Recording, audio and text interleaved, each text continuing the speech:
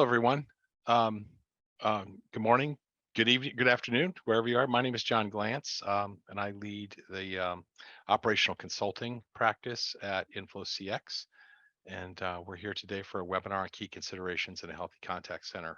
Just a couple of things to mark your calendar on coming up next Thursday. We have best practices for using Genesis surveys. And then on the 13th of October, Genesis architect training. So why don't we go ahead and dive in with the agenda? So today there are just a few things that we're going to cover. A little bit on who InflowCX is, um, and then of course we'll get into the topic that you're all here for, which is key considerations for a healthy contact center. We'll have some time for questions, and then we'll share some information on how you can contact us if you'd like. So who is InflowCX? So we are a provider of strategic advisory, deployment, and managed services for the contact center, customer service, and unified communications. So simply put, we help organizations, guide them, help them with execution and optimization of their customer engagement strategy. We work across the entire contact center ecosystem, across all technologies, customer experience, UC, CCAS, WFM, WFO, analytics, the whole ecosystem. And then, we really power that with a vendor neutral approach to CX technology evaluation, labor strategies, and then operational effectiveness. So we've done over 1,000, I have over 1,000 customers that we've worked with. We've done over 500 CCAS deployments. We've done over 300 contact center consulting engagements and have taken on over 1,000 unified communication projects. We are we work with all the players in the market. We're 5.9 partner, Genesis implementation partner, Nice CX1 partner, and then also Zoom and Ring Central. You can check out what our clients say about us on G2, and you can see what our employees say about us on Glassdoor. So overall, all really favorable things. So this is just a sampling of some of the clients we worked with, and I think the important takeaway from here is that we work across multiple industry verticals. And so that gives us a perspective on all the unique requirements of those industries, and then how we work with our clients to help them, accomplish their business objectives. And then we work with a multitude of, all the players across multiple technologies as it affects the kind of the CX ecosystem. So the major players and emerging players on the CCAS side, a full complement of CX ecosystem partners across multiple different technologies, and then of course all the leading and emerging players on a UCAS side. Now this is important because so not only do we have that industry perspective that gives us an understanding of what unique requirements are in those verticals, but also because of our deep technology expertise across multiple technologies, we're in a really good position to help you solve your contact center problems. So let's talk about what we're here to talk about today, which is those key considerations for a healthy contact center. And just, I think it's important we're going to look backwards a little bit, because I think that really informs where we're at today and what's going on today. So, we're just now coming out of a pandemic, or have come out of a pandemic, and that pandemic really exposed tech stack, process, and labor deficiencies across contact centers of all sizes. In general, contact centers were not prepared for what hit them. It was really not a huge consideration, that this might happen, that would basically affect the entire globe at the same time. And the responses to that pandemic really took its toll on contact centers, and that's what really exposed those deficiencies. At the same time, customers didn't stop interacting. They, in fact, I said, it says here, demand exploded across along with expectations. That's all true.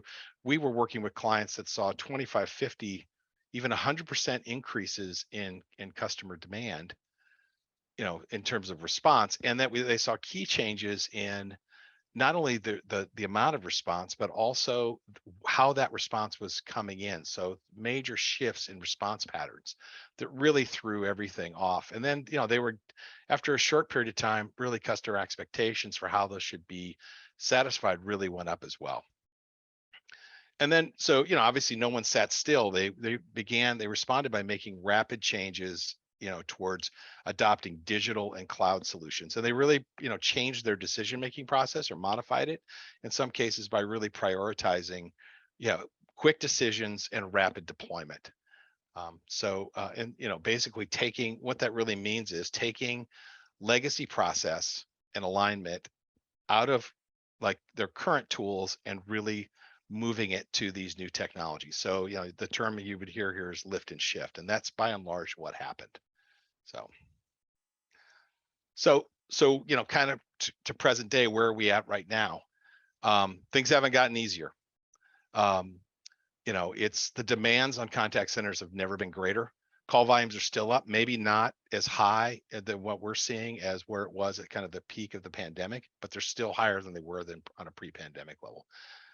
You couple that with the fact that agents are leaving and are harder and more expensive to replace than ever. And this is a huge issue. Everybody's aware of the great resignation. This is real, and it's hit contact centers very hard. We're seeing clients that are trying to move back to on-premise service delivery, and agents are just saying, nope, I want to work at home now. I want to do that. And so they'll go find another job. Or there's lots of examples of clients hiring, training classes, and maybe only half the training class shows up, and then another, 4 or 5 agents end up, leaving, during the training or immediately after. And then, those customer expectations, they haven't gone down. If anything, they've gone up. They've continued to go up. So, so it's really kind of a perfect storm of factors. So what are those key considerations? How are we seeing, or what are, clients customers react to this new world, this new normal, as it were? So basically they're taking and, reconciling current needs and priorities with the changes they've made over the last couple of years. So they're going back and reevaluating the decisions they made previously, and how they're leveraging both technology and labor in a way that maybe they didn't do when they made those changes. And they're, evaluating the alignment of people, processes, and technology with their current business objectives. And really that evaluation is really in kind of 4 key areas. So, customer experience and engagement. So customer experience, evaluation is not new. It's been kind of an ongoing or increasingly interesting or area across the contact center for the last few years. But I think there's a much deeper look into not just measuring customer experience, but really understanding the relationship between those behaviors and actions that drive customer experience, and really understanding how you want to engage with customers, across a multitude of interactions. For example, self-service is a big issue. But most customers in many cases try to self-service before they reach out to you in a contact center. They may look something up on Google, or they may go to your website to try and find information. And in many cases, if they can't find that information, then they're engaging. And so we're seeing clients really focus in on and looking at the whole picture related to customer experience. And then coupled with that, is agent experience and enablement. So one of the key drivers of a positive customer experience is really an engaged and enabled agent. And so that drives that. Plus, having happy agents also theoretically reduces attrition and creates more positive momentum towards hiring agents. And so, and then they're also looking at how do we enable those agents with information, with with simplified process, with tools to help them satisfy those customers in a way that leads to a positive outcome. From there, it's how do I align these resources to deliver the outcomes that we're looking for? And so they're really looking at not just, how am I staffed in these increments, which is maybe what was done in the past, but also which resources should be deployed for which types of interactions. So really mapping interactions to those the appropriate resource, and really spending time trying to understand who is the right resource, what is the right resource, is it a self-service process that we have, that through the IVR, or is it, I want to, these specific agents are the best people to handle this situation. So um and then lastly, and not least, but it's, I would say, is contact center effectiveness and efficiency. So, I've been in the contact center industry for 30 years and run multiple contact centers. This would have probably been at the top of the list a few years ago for me. I mean, and it was, how did I manage my centers? It was service level, it was ASA, it was handle time, those types of things. So really it's now, those are still important because they're key drivers of expense. But how do you leverage, what is the right amount of handle time? In the old world, it was how do I continue to bring handle time down to drive so I can maximize my staffing and maximize my service level.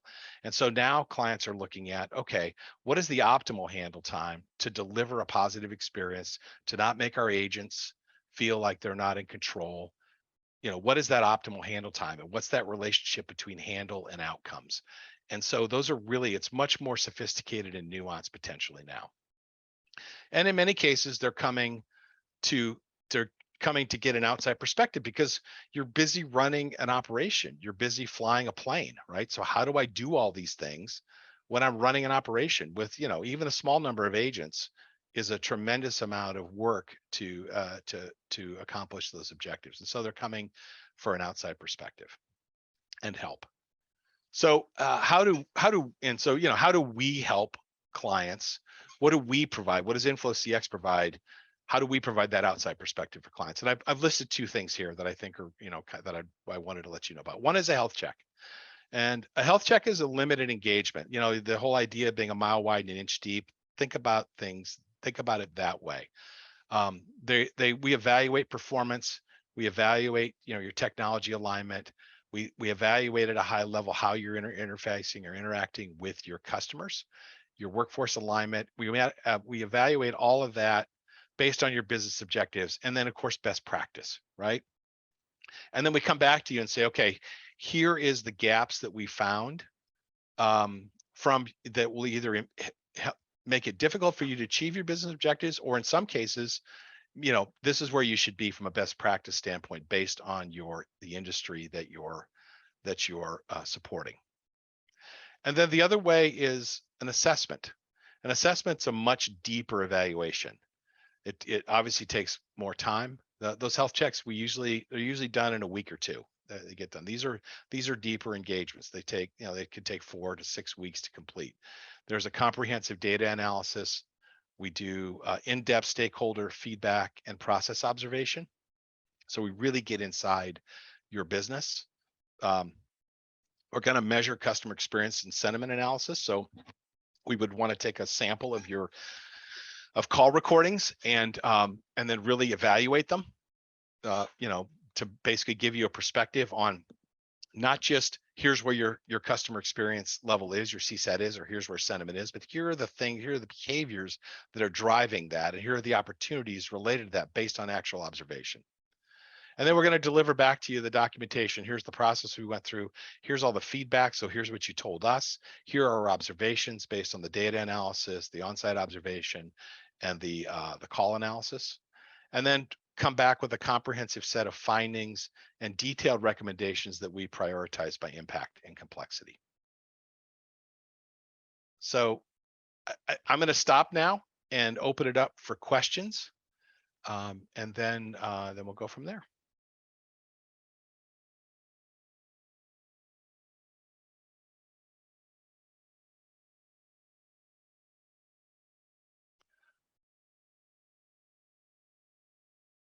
Okay, well, it doesn't. I've obviously done either. I've done obviously, if you have any questions later, maybe we go to the last slide, Kylie. So here's how you can get in touch with us. And if you have questions or anything, don't hesitate to reach out. Or if you want to talk further, don't hesitate to reach out. Here's how you can do it at contact@inflowcx.com, or our number listed there. And then don't forget about the upcoming webinars as well. So if there are no other questions, I'll thank you for your time, and have a great day. Thank you.